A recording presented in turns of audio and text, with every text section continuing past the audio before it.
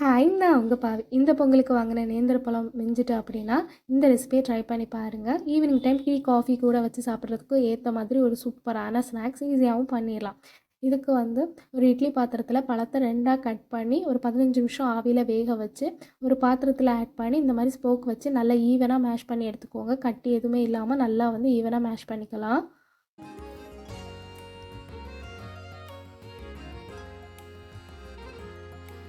அப்புறம் பைண்டிங்க்காக ஒரு அரை கப் அளவுக்கு அரிசி மாவு ஆட் பண்ணி நல்லா சப்பாத்தி மாவு பிசைகிற மாதிரி பிசைஞ்சு எடுத்துக்கோங்க.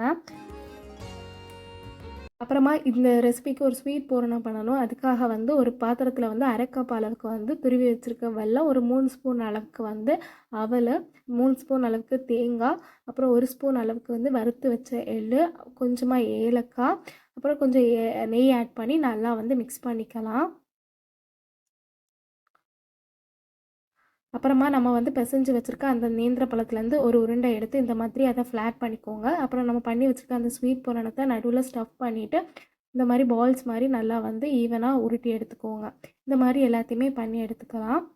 நம்ம பண்ணி வச்சுருக்க உருண்டையெல்லாம் ஆவியில் ஒரு 15 நிமிஷம் வேக வச்சு எடுத்திங்கன்னா சூப்பரான பனானா ஸ்டஃப்டு கொழுக்கட்டை ரெடி ஆயிடும். இந்த ரெசிபி ஆவியில் வச்சு வேக வைக்கிறனால ரொம்ப ஹெல்த்தி. ஸோ நீங்கள் கண்டிப்பாக ஒன்ஸ் ட்ரை பண்ணி பாருங்கள். பிடிச்சிருந்தா சப்ஸ்கிரைப் பண்ணிக்கோங்க.